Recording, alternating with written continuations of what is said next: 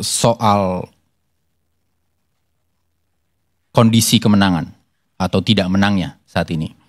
Ada satu hal yang kami ingin sampaikan. Beberapa hari ini di media banyak beredar soundbite endorse. Mau dibilang dukungan, mau endorse dan berbagai macam. Izin Pak Karni, saya ingin membawa dalam diskusi ini perspektif yang agak berbeda. Dalam konteks kosakata, endorse itu masuk dalam ranah marketing. Itu ilmu yang saya pelajari.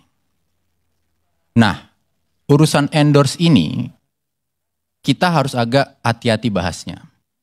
Kita bukan bahas endorse gaya G-Dragon makan soba terus restorannya tiba-tiba mahal. Saya nggak tahu nih, mudah-mudahan pada tahu siapa G-Dragon kok di sini. Yang kita bahas yang kita tidak setujui adalah ada endorse bayangkan gini, di pasar ada dua produk sampo. Sampo A dan sampo B. Sampo A mendapat endorse dari seorang selebriti. Tetapi pada saat orang mau membeli sampo itu harus ke supermarket.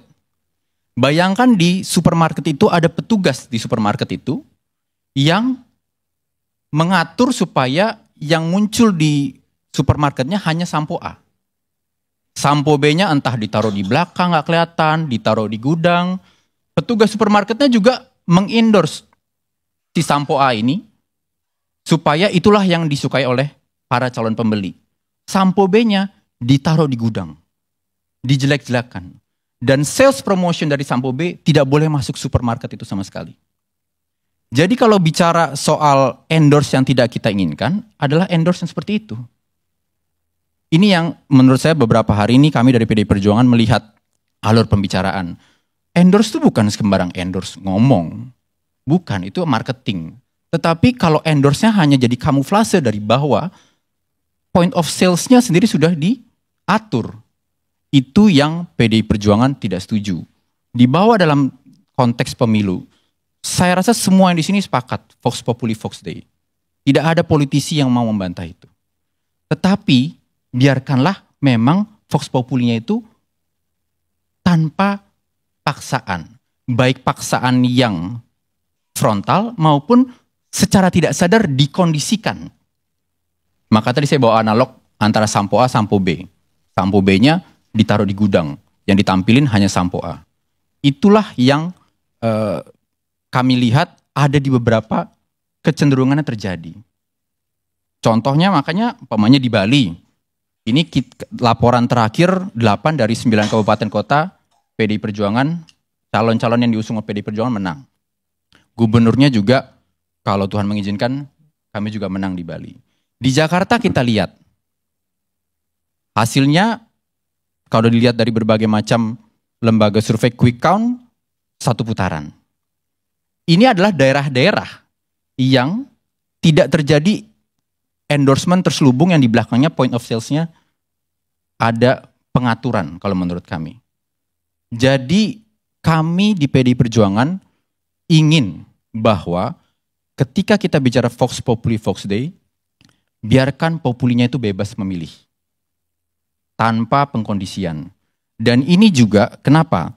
Karena kalau nanti di daerah-daerah yang saat ini menurut datanya dinyatakan calon-calon yang diusung PDI Perjuangan tidak menang, ketika mereka lagi mau menggunakan hak konstitusinya, mempertanyakan apakah benar yang menang itu benar menang, itu tentu harus diizinkan.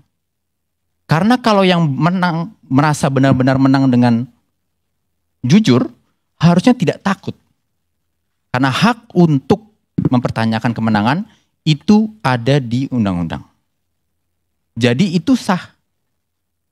Begitu juga PDI Perjuangan di daerah yang menang, kami merasa menang karena rakyat memilih.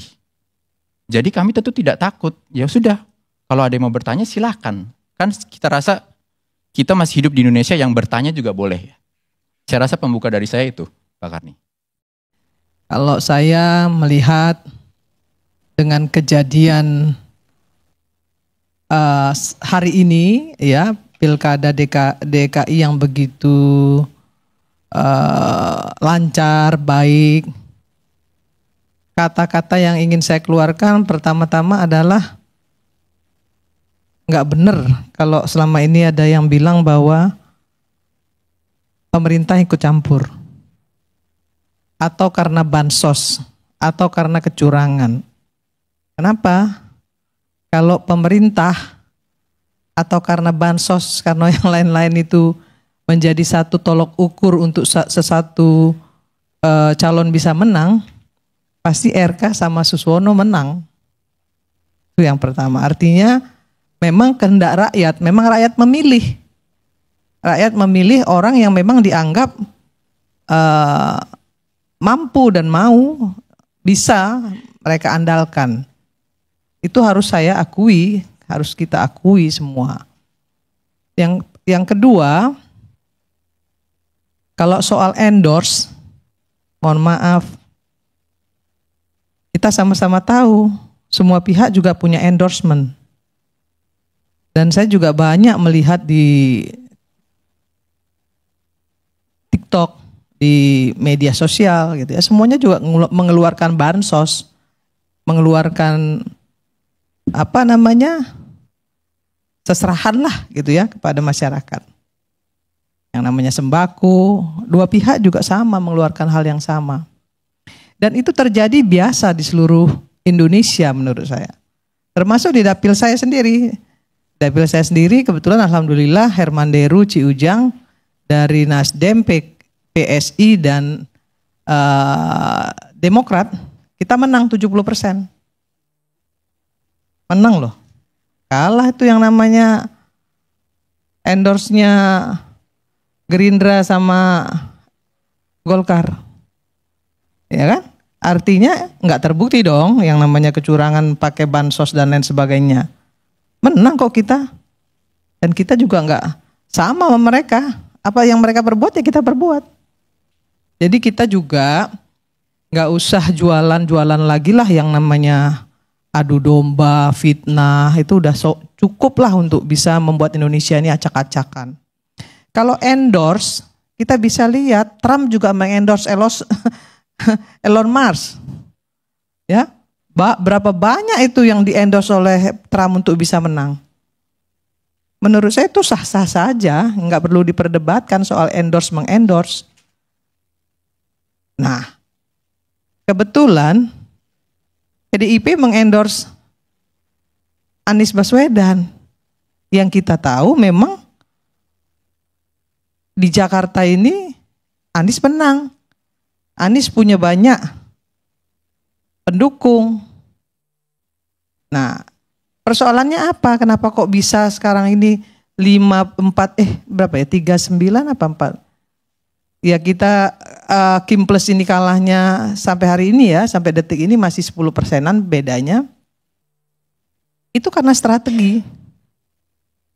Karena betul-betul strategi dan bagaimana calon bisa meyakinkan masyarakat. Bagaimana Rano Karno yang punya banyak fans, nggak ada yang nggak kenal sama Sidul, walaupun dia bukan orang Betawi, bapaknya Padang, ibunya Jawa Tengah, bukan Betawi loh bang, ibunya Jawa Tengah loh, ya. Tapi ternyata dia bisa memenangkan konsentrasi politik yang demikian keras di Jakarta ini, ya. Kalau saya terus terang saya mengapresiasi itu. Jadi kalau kalah ya kalah lah gitu. Kalau menang ya memang menang. Gak perlu kita bilang kalau menang orang lain dibilang curang.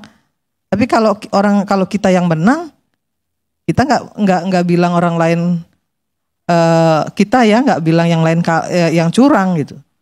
Jadi dalam kontestasi politik itu soal kecurangan, soal endorsement itu bukan cuma di Indonesia aja, di seluruh dunia itu ada. Sekarang yang paling penting itu apa? Ketika kita ingin memenangkan satu kontestasi, strategi politiknya seperti apa? Keren kan Rano Karno sama Mas Pram bisa menang? Dan saya mengapresiasi tentunya. Nasdem mengapresiasi. Kalau memang mereka nanti menang, kita apresiasi, kita dukung. Tapi sampai hari ini kan kita tahu hitungannya belum selesai. Bisa saja terjadi nanti 2 putaran. Nah, ketika nanti 2 putaran, tentunya kesalahan-kesalahan yang dilakukan oleh calonnya Kim Plus ini ya harus diperbaiki. Dan mereka harus tahu di mana kesalahannya, apa yang mereka harus perbuat untuk bisa memenangkan kontestasi 2 putaran, ya harus dilakukan oleh Kim Plus. Kita lihat Bali misalnya. Bali itu kandang banteng. Tapi di Pilpres kalah banteng. Nah, sekarang di Pilkada mereka menang. Ada banyak kabupaten yang menang. Nah, artinya saya melihat ketokohan juga penting. Gitu. Ketokohan dilihat juga oleh masyarakat. Nasdem misalnya ketika memenangkan pileg kemarin kita menambah 10 kursi. Ada yang bilang itu karena Anies Baswedan misalnya. Ya. Tapi saya melihat enggak juga begitu. Kenapa? Anies menang di 2 provinsi, Sumatera Barat dan Aceh. Di dapil saya Anies nggak menang. Itu. Sementara di dapil saya kita dapat 2 kursi. Dan di dapil-dapil lain kita juga banyak sekali dapat kursi. Kenaikan 10 kursi kita.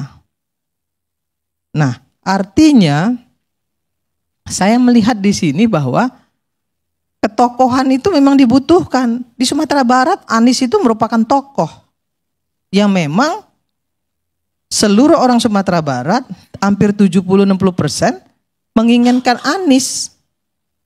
Nah, tapi di tempat lain ternyata nggak menginginkan Anies. Nah, menginginkan Prabowo. Nah, begitu juga misalnya di Sumatera Selatan. Saya menjadi caleg Bang Karni. Saya bisa menang 180.650 suara. Mengalahkan yang namanya anak gubernur. 160.000. Dan itu nggak gampang. Luar biasa pertarungannya. Sumsel. Itu nggak gampang. Lawan anak gubernur loh, di bawah saya loh. Semua orang nggak ada yang yakin saya bisa menang. Tapi saya bisa buktikan bahwa saya mendapatkan suara tertinggi di dapil saya. Kenapa? Karena saya kerja. Saya turun 1 tahun sebelumnya. Kemudian saya bikin yang benar-benar strategi saya, itu yang namanya saksi itu memang rapi. Saksinya rapi, sehingga nggak bisa ada yang dicuri suara saya. Kalau ada permainan-permainan, semua nggak ada yang nggak main. Sama Bang, nggak ada partai yang nggak main, semua main.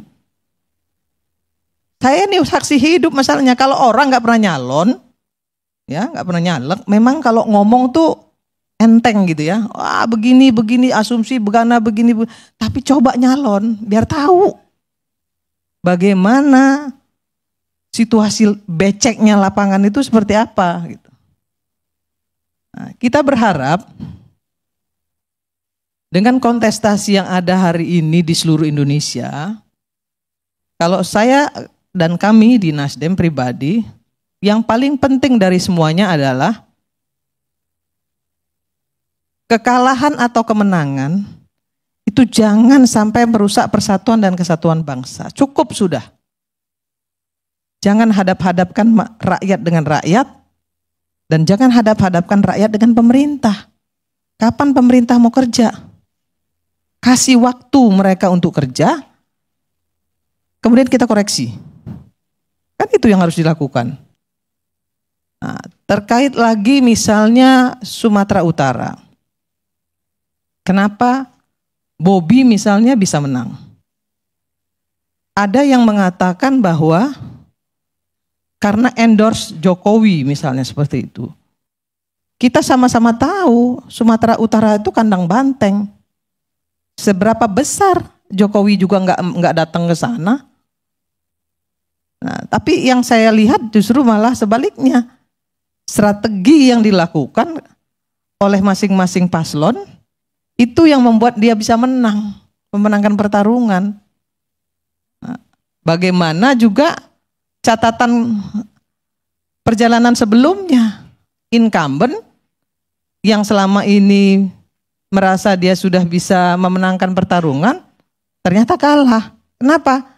Karena selama ini nggak membangun wilayahnya. Dan masyarakat pasti ngelihat itu. Selama di tangan si A, ya kan, provinsinya nggak maju. Sumatera itu Bang, saya kasih tahu, provinsi yang paling bagus pembangunannya, yang maju pembangunannya itu Sumatera Selatan. Lampung, itu luar biasa pembangunannya. Coba lihat Sumatera Utara, padahal dulu Sumatera Utara tuh, ya kan, kota paling besar di Sumatera. Kalau di Jakarta, di Jawa kan Jakarta sama Surabaya. Tapi kalau di Sumatera itu Medan, siapa yang nggak tahu Medan? Betul. Tapi lihat Padang, ya kan, 3 kali melakukan kontestasi politik, kalah terus orang-orang Sumatera Barat. Karena memilih 3 calon yang selalu kalah. Tapi kan itu komitmen. Ya kita nggak bisa bilang juga. Ya komitmen mereka terhadap satu calon. Nah, dari semuanya ini, saya ingin menyampaikan kepada kita semua, berhentilah untuk mengadu domba rakyat dengan rakyat, ya, hanya untuk kepentingan partai politik. Kenapa sih nggak belajar untuk mencintai Indonesia, menerima kekalahan dengan legowo, ya kan? Kalau menang, jangan jumawa dan jangan juga kemudian menjadi diktator, kan gitu. Maka kemudian kita semua harus menjadi kontrol sistem yang efektif terhadap pemerintah. Kontrol sistem itu nggak hanya dilakukan oleh DPR. Karena kita tahu DPR itu kan isinya partai politik. Ya, sangat sulit melakukan kontrol sistem yang efektif melalui DPR. Karena semuanya kepanjangan tangan partai. Nah, siapa yang harus melakukan kontrol sistem yang efektif terhadap pemerintah? Ya kita semua. Tapi kalau kita hanya bicara satu orang, mengkultuskan satu orang saja, Prabowo saja, Jokowi saja, Anies saja misalnya, menurut saya Indonesia ini hancur. Kenapa? Karena nanti saling serang. Si A bilang Anies yang paling hebat, yang paling mampu, yang paling bisa. Si B bilang Prabowo dong. Si C bilang Jokowi masih yang paling hebat. Enggak ada selesainya Bang. Nah ini yang harus sama-sama kita pahami. Nah, saya melihat ada tokoh-tokoh masyarakat, tokoh-tokoh politik hari ini yang ada hadir di sini juga. Kenapa kita nggak belajar untuk mencintai Indonesia secara sederhana? Kita lihat dong, ke depan mau jadi apa kita? Pertarungan nggak ada masalah, perbedaan politik wajar-wajar aja. Nasdem, begitu kita tahu bahwa MK memutuskan ini bisa maju, Pak Gibran bisa maju, dan kemudian kita bertarung habis-habisan. Jangan salah loh. Nasdem itu bertarung bukan cuma sekedar mendukung pakai kursi doang, tapi pakai duit juga. Di Pilpres kemarin, kita bertarung luar biasa. Tapi apa yang terjadi? Kalah. Nah, ketika kita kalah, Pak Surya bilang ke kita semua, ke kami semua di DPP, ya sudah, kita dukung yang menang. Kenapa kita dukung yang menang? Karena kita nggak mau terus-terusan ribut. Kapan pemerintah akan bekerja kalau kita ribut terus? Nggak ada gunanya. Kepentingan partai harus di atas. Kepentingan bangsa dan negara harus di atas kepentingan partai politik. Itu prinsip Nasdem. Maka dalam situasi pilkada DKI ini pun Nasdem berpikir hal yang sama. Kalau nanti Pram dan Rano yang menang, ya kita harus dukung dong. Kita harus dukung. Tapi kalau ternyata nanti 2 putaran, karena memang kami mendukung RK sama Suswono, tentunya kami juga akan tetap ikut berjuang juga di putaran kedua. Gitu. Kalau tadi dibilang ada sebagian orang-orang Nasdem yang memang tidak mendukung. Ketika Pilpres kemarin pun Bang, terus terang saya sampaikan bahwa nggak semua orang Nasdem mendukung Anies Baswedan. Nggak semua orang berani memasang foto Anies Baswedan. Ya, kenapa? Kalau di satu tempat, di satu wilayah, Anies tidak bisa dijual. Kalau kita pasang foto Anies, kita bisa nggak jadi. Dan itu juga dilakukan kawan-kawan PDIP diam-diam. Jangan salah, saya tahu persis juga. Kawan-kawan juga bicara. Takut juga mereka nggak menang. Misalnya Ganjar di tempat nggak bisa dijual. Mereka juga banyak loh yang diam-diam nggak melakukan nggak memberikan supporting. Itu diam-diam bersembunyilah istilahnya begitu dengan diam-diam. Karena mereka juga mau menang. Nah, ini apa ini namanya Dinda? Strategi politik. Nggak mau, jangan sampai iji tibeh. Ya, mati siji mati kabeh. Ya nggak gitu juga dalam politik. Gitu. Jadi nggak iya. Ya kita nggak boleh juga. Mati siji mati kabeh. Iya, kalau mukti siji mukti kabeh itu menurut saya itu kan itu kata-kata idealis saja, faktanya nggak ada seperti itu. Itu bukan fakta, itu idiom. Ya, itu kata pujangga itu. Kalau fakta di lapangannya nggak ada seperti itu. Bukan, Bu. Mana ada orang yang mau, mohon maaf sebentar ya. Tadi kan saya belum, waktu Anda ngomong saya kan nggak ngomong kan. Nah ya. Jadi menurut saya hal-hal seperti ini harus menjadi teladan bagi kita semua. Kalau nanti Pram sama Rano menang, yuk kita dukung. Tapi kalau misalnya terjadi 2 periode, tentu Kim Plus juga akan berusaha semaksimal mungkin untuk bisa memenangkan pertarungan. Itu. Baik, Bu. Ini bukti bahwa Bang Karni bukti bahwa tidak ada kecurangan di Pilkada DKI. Artinya di seluruh Indonesia juga tidak ada kecurangan. Kenapa? Karena semua partai, karena semua calon punya saksi. Sama seperti yang saya lakukan. Dan itu saya sendiri mengalami. Nggak ada satupun suara yang bisa direbut orang karena saya betul-betul menjaga C1 plano saya. Ya, kalau itu dijaga, nggak akan ada orang yang bisa curi. Nah, itu saja mungkin Bang Karni. Terima kasih. Mudah-mudahan kita semua menyadari bahwa demi kepentingan Indonesia, ya kita janganlah ya hadap-hadapkan rakyat dengan rakyat dan hadap-hadapkan rakyat dengan pemerintah. Terima kasih.